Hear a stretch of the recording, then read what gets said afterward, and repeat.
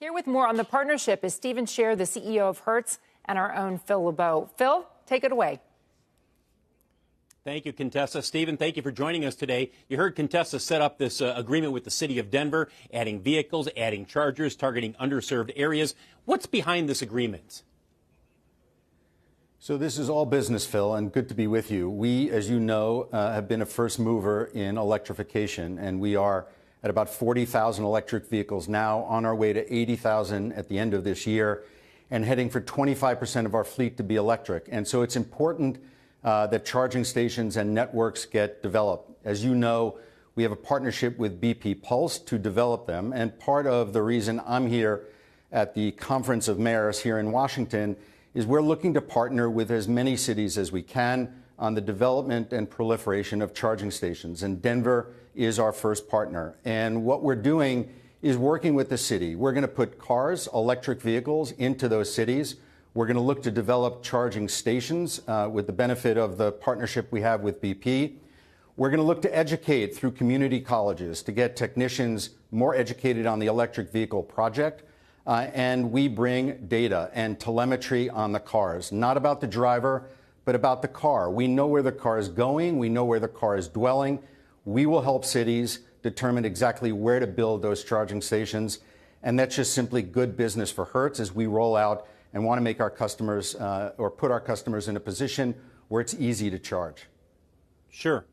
Stephen, how good is the data that you have right now from cities like Denver or other cities about where EVs are being driven, where people want charging stations? Do cities have much of a roadmap, if you will, in terms of EV use and EV adoption? So left alone, the cities are rather blind as to where cars are going. Obviously, Hertz, with telemetry in all of the electric vehicles we have, we know where they're going and where they're moving. And I'll tell you an interesting part to this, Phil, which is that we obviously rent to leisure customers, we rent to corporate customers, but we also rent electric vehicles to Uber drivers. Uber drivers tend to live in neighborhoods that are largely underserved and would be in the development and rollout of charging stations. Those cars are unaffordable for many of them to buy, but they're very affordable for them to rent through Hertz, and they make 10 to 15% more in take-home income a month when they rent an electric vehicle from Hertz. But importantly to the city, creating some sort of equitable outcome on the distribution of charging stations across all neighborhoods is important. For us, it's good business. These Uber drivers are customers of Hertz. They are in our car. We know where those cars are dwelling and going overnight, where they need to be charged. And so it's in our interest to put and see those charging stations put in neighborhoods that might otherwise be overlooked. Stephen, you mentioned the Uber drivers, but also you mentioned that you have corporate customers, leisure customers who are renting EVs, whether it's a Tesla or a Polestar. What does the data show you in terms of if I were to go, let's say I'm taking a vacation somewhere and I rent an EV, are the people renting the EVs renting them for longer periods of time as compared to an internal combustion engine vehicle? What does the data show you?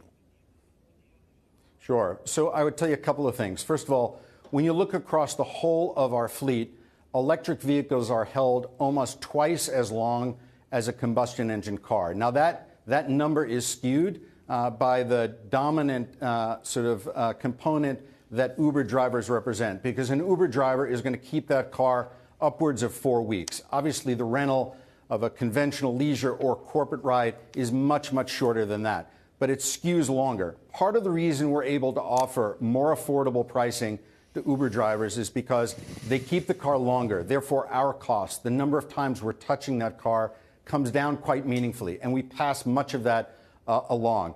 But if you just look at the leisure component or corporate, it's roughly the same. And I'll tell you, on corporate business, particularly around electric vehicles, what we're seeing is more corporate customers are compelling their employees to rent an electric vehicle because it satisfies much of their own ESG objectives, wholly independent of what Hertz is doing, but this is a good way in which they can fulfill that. Mr. Scherr, I'm fascinated to hear that Uber drivers rent from Hertz and then use those cars. I did not know that, and it's learned in the category of learn something every day. These new charging stations, will they, two questions here, will they operate with all of the EVs that you will have in your fleet, whether it's a Tesla, a Polestar, a GM, a Kia, a Hyundai, whatever? That's number one. And number two, I think about Denver Airport. It's 45 miles or so from downtown Denver. By the time I drive to Denver, I will have drained a good hunk of my battery. If I continue driving to, say, Vail or Steamboat or wherever, I will have drained it even more. Will there be sufficient charging stations en route for those travelers who are coming to Denver and then using the car for a longer trip?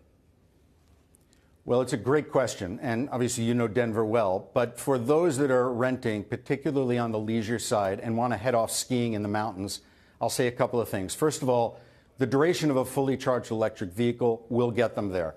And equally, in many of the ski towns, there are ample charging facilities to get it charged.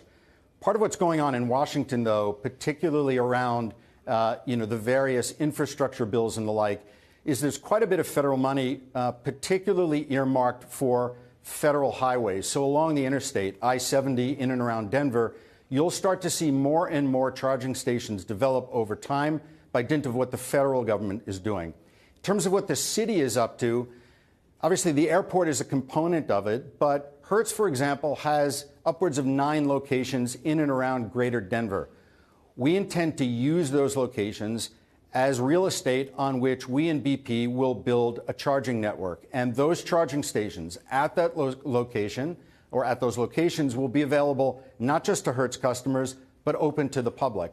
And I think that's part of what's attractive about the venture or the partnership that we're developing first with Denver and with others. And so over time, you'll see the proliferation of it. But I think equally the duration or the distance you're capable of going in these cars will get you to the ski slopes, and there's some charging stations that are there. All right, and they will work with all different brands? So we are moving now, and we're seeing more interoperability among the various charging networks. So Tesla, for example, has a large network. In Europe, where it first began, interoperability was there. We're now seeing it in the United States. All right. And so as we take on more Teslas, Polestars, and as you know, we committed to buy 175,000 electric vehicles from GM over the next 5 years. Interoperability and our engagement on behalf of our customers with any and all networks that are being developed, will put us in a place to make it easy for our customers to get to a charging station. Stephen Scherr, Phil LeBeau, thank you very much. Appreciate the conversation.